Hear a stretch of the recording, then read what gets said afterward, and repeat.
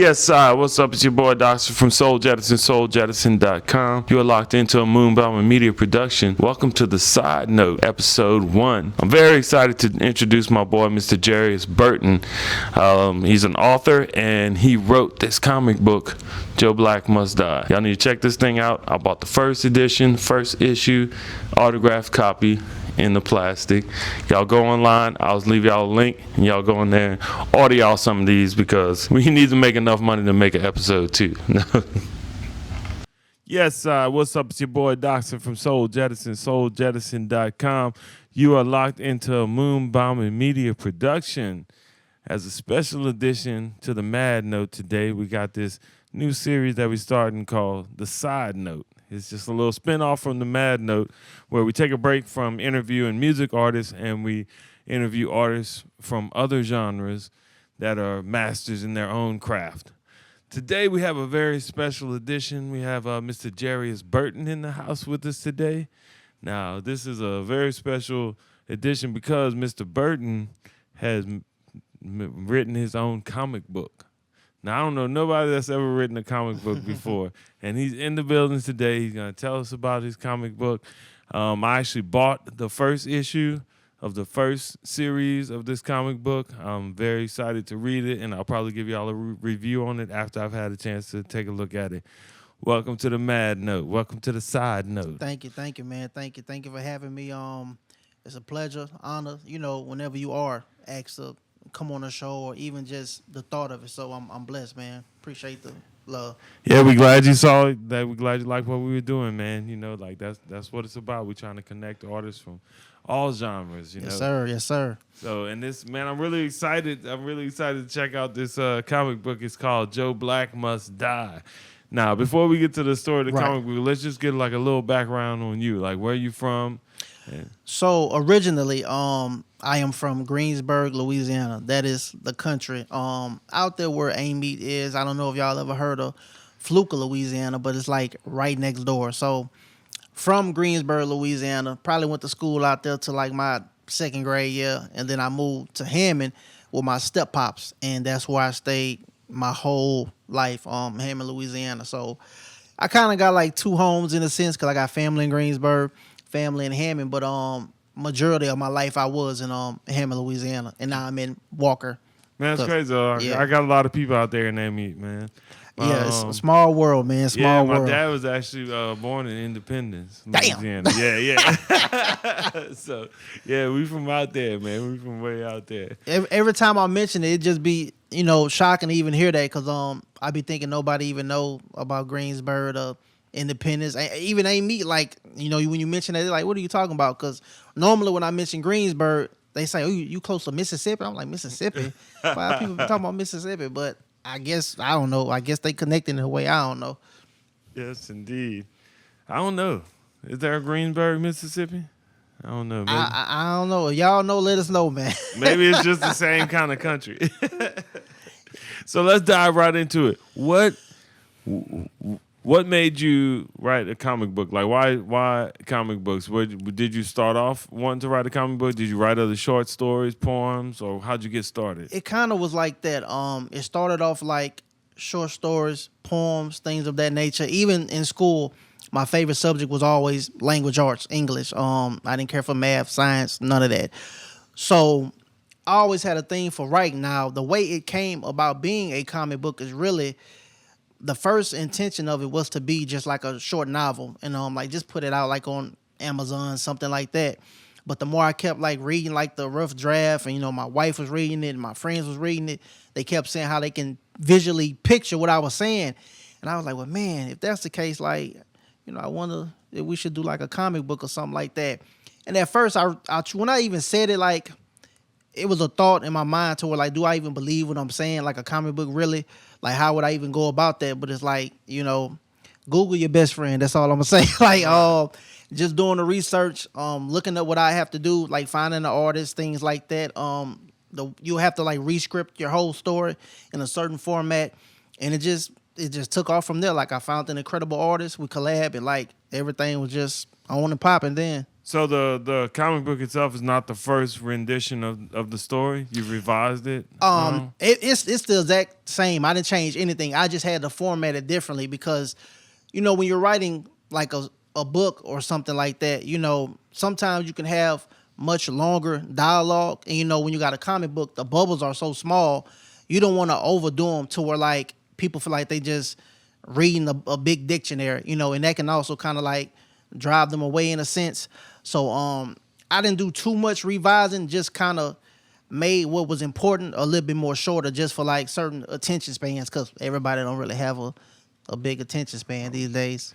So the name of the comic book is Joe Black Must Die. Yes, sir. So I'm assuming the main character is Joe Black. I haven't read it yet. Yeah, for sure. So tell us a little bit about Joe Black. Who is he? What makes him the hero of this comic book? He cool, man. He cool. He young. He got his pick in his head. He got his fro. When you look at him, you see black representation, and he a badass with the sword, man. That's what I wanted to make. I wanted to make a badass with a sword. A lot of people like to go to, creating a superhero. I don't even look at him as a superhero because he don't really have no special abilities or powers. It's just he just know how to kick ass. That's it.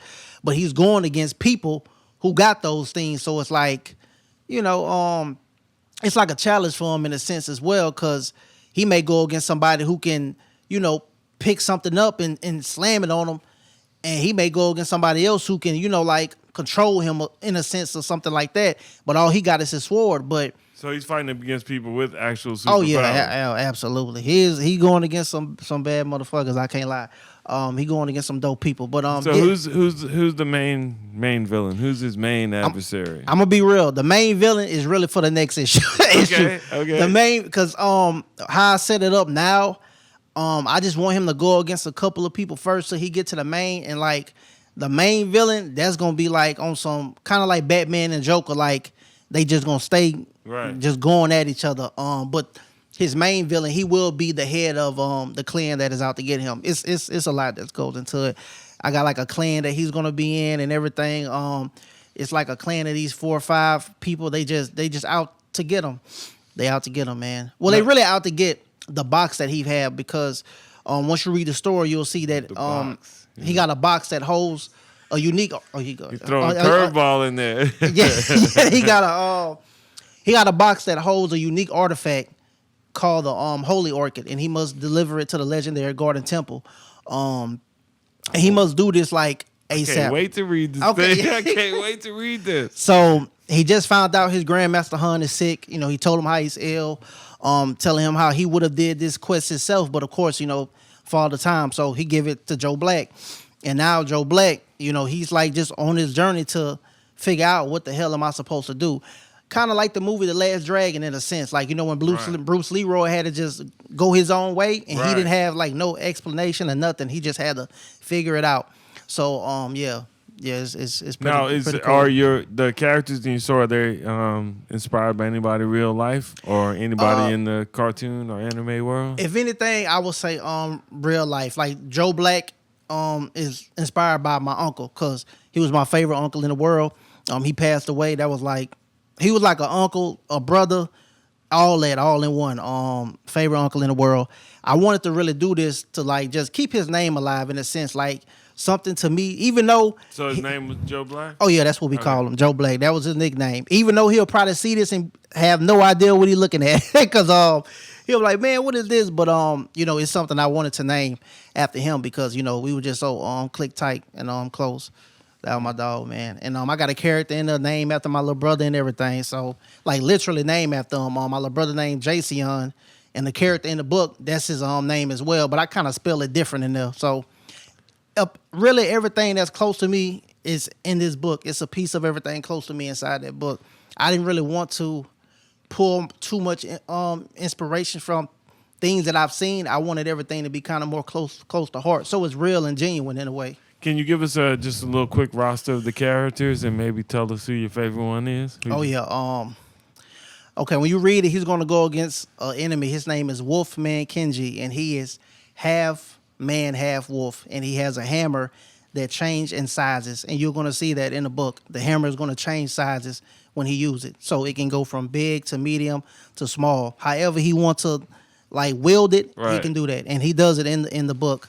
And that's the enemy he facing there. So how I'm setting it up, he's going against at least like one enemy per issue because I don't want to overcrowd it with so much that you just get lost in the sauce. Like, oh my God, there's too much going on. So I want to focus on one enemy per issue so they can really see like how the fights go down and just the tension between Joe Black and who he's facing. So yeah, Kenji, he rules a land called Wolf Village.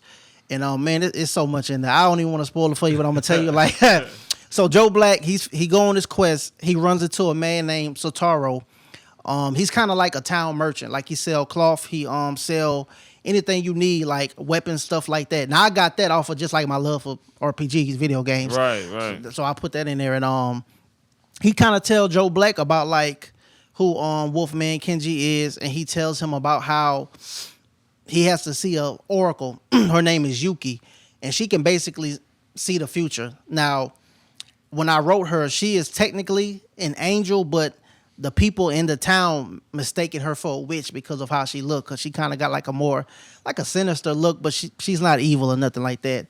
And yeah, man, you gotta read the rest. And tell us about the character named after your brother. His name is Jason. So he's basically like a young warrior that wants to be a samurai when he grows up. Mm-hmm. So in the book, you actually see him training. That's when you first stumble across him. He's like out in the background training and stuff. He got his little headband on, and he asks you where you headed to, and you tell him and things like that. Like the dialogue is so natural and just so real. Even when I read it to this day, like it just feel like these are the words that you will hear from the average human being. Like it's nothing kind of cliche about it. It feels very natural. So when I look at the pictures, I get kind of like a little Boondocks feeling. Oh yeah. To it. Is that one of your inspirations? And what other animes or comics were you inspired by? Most definitely. I love Boondocks. Definitely was the art style. When I was trying to find an artist, like that's kind of what I had screenshotted. Like, yo, I want something similar to Boondocks, just because. Just how they portray their characters and everything, man. It was new. It was something I never seen before.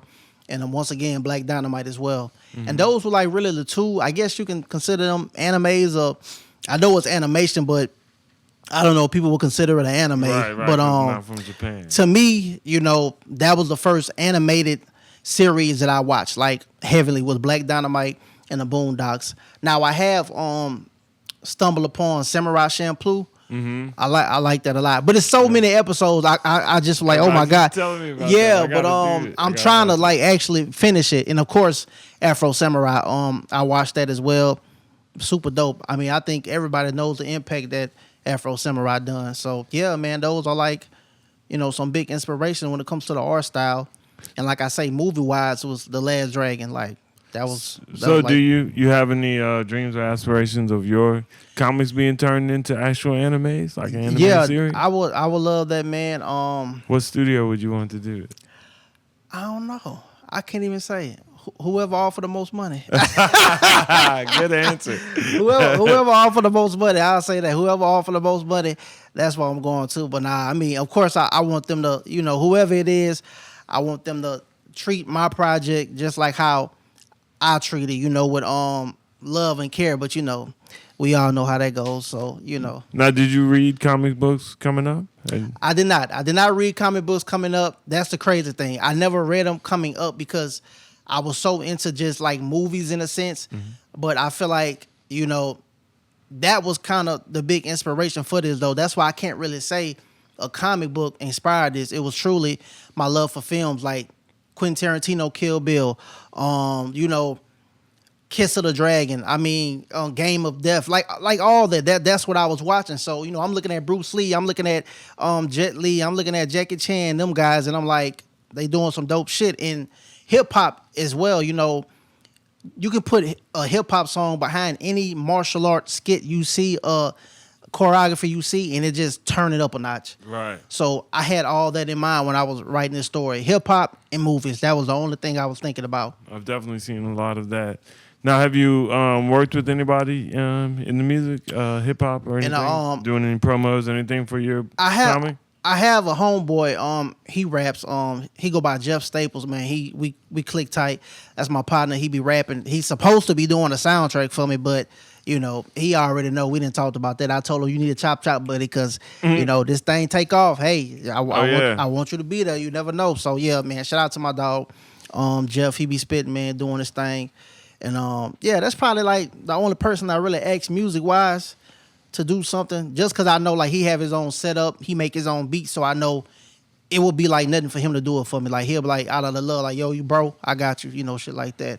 Okay, so well after I read the first issue, how soon can I expect the second issue to come out? Because I'm gonna be itching for it. I'm truly trying my best to like be consistent with that and not be a person that take 2-3 years to do that.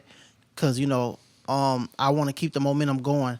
Is that how long it takes for like an independent comic book artist? Like how long does it normally take to put new issues? That part I can't really speak, because everybody's different. Like you got people who are independent, but they got a full-fledged team, behind them.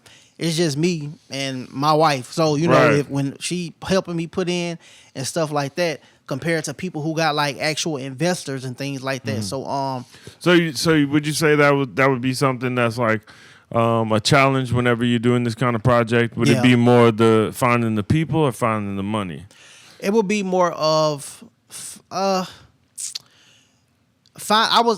would say finding the money, but I would say this: I don't have no problem with funding it on my own, because I was kind of raised like that anyway. To like don't really ask for nothing. You got to do it yourself. That type of mentality.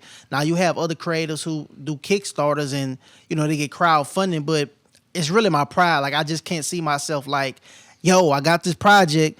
I need it. I want to do it, but the only way to do it is if y'all invest. Right. Because at the end of the day, I feel like they kind of helping you like make money, because it's like they're gonna do it and you're selling the book.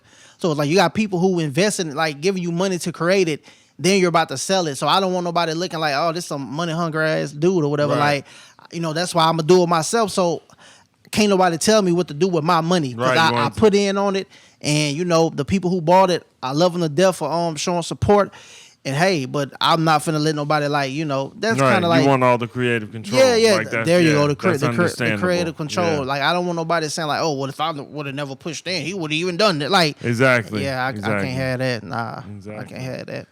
And it people who feel away when they hear creators say things like that, but it's the truth. I mean, I salute anybody who's creating a comic book and did it themselves. If it took 2 years, 3 years, like you got it done, you did it yourself. Because with even with these Kickstarters, like you have to meet a certain goal. Once you put the goal you want, I think if you don't meet it, you don't even get the money. So let's say you wanted 6,000, but you only got like, you can get 5,500 that you're not getting. Yeah, because you ain't get the 6,000. So it's like it's really a hit and miss anyway. But you have some people who succeed with it, you have some who don't. But I just don't really dig into that. I'd rather just do it myself. And hey, when it's out, just know you gonna enjoy it. Shit. Yes, indeed. Yeah. Yes, indeed. And the name of the comic is Joe Black Must Die. So let everybody know where can they order a copy from, and go ahead and plug the artist, because you had someone who did. Had the artwork. Yeah. Yeah, so they can find Joe Black Must Die: A Samurai's Journey, issue 1 on my website, which is JARIUSB.com, or you can follow me on Instagram or TikTok at JARIUS.B, and you can actually follow the artist as well. He only have an Instagram right now, but it's just Geek Lines, GeekLines, Geek Lines. You look him up, and you he'll pop up, man. He'll pop up. Well, man, thank you very much for pulling up the first edition of the Side Note, the spinoff from the Mad Note. Thank y'all for coming through. Well, we got one producer question. We got a producer question. Go ahead. I'm ready. No, not to nerd out on you, but I watch a lot of like comic book adaptation movies and films, and something I noticed is oftentimes the creator, he'll put a character that's like him as like a cameo. Whether it's like funny or like a serious character that represents himself. Is that something you might do in the future? Like put yourself? You look like a superhero. Almost. Yeah, yeah. I think I will, man. I don't know how I want to go about it yet, but I definitely do want to do that, and I have thoughts of like how I'll do it. Like because at the end of the day, he's being raised by Grandmaster Han, so like technically he don't know much about his real family, and who knows, I may put myself in there as his bigger brother or uncle or something like that, but that would be dope though. That would be dope. So I love to see myself in my own art. I feel like, as a creator, they should do that. Have yourself in your own work that you're doing. That's exciting, man. Yeah, I man. can't wait to get a copy. Appreciate that, man. Appreciate that. Well, we Shit, if thank I you. knew all y'all was coming, I would have brought some more. I would have brought some copies. Hey, we're gonna order some, and hopefully the audience will order a lot Oh, of yeah, them too. yeah. So we don't have to do a Kickstarter, and we can fund that next issue. Yeah, So man. we Yeah, can, man. We can find out what happens. I tell people, y'all want to see the next one? Buy the book. That's how I fund the next one. No Kickstarter, no nothing. By y'all supporting the book, buying the book. That's how I fund future projects and future stories for Joe Black. Yes, indeed. Well, we thank y'all very much for pulling up. This is your boy Docs from Soul Jettison, souljettison.com. Thank you for pulling up to Yes, this sir. Yes, Moonbombing sir. Media production. Yes, sir. Respect. Yes, sir. What's up? It's your boy Docstar from Soul Jettison, souljettison.com. You are locked into a Moonbombing Media production. And if you enjoy what you see, please like, subscribe, hit that notification bell, and share this with all your friends. Bless up. Respect.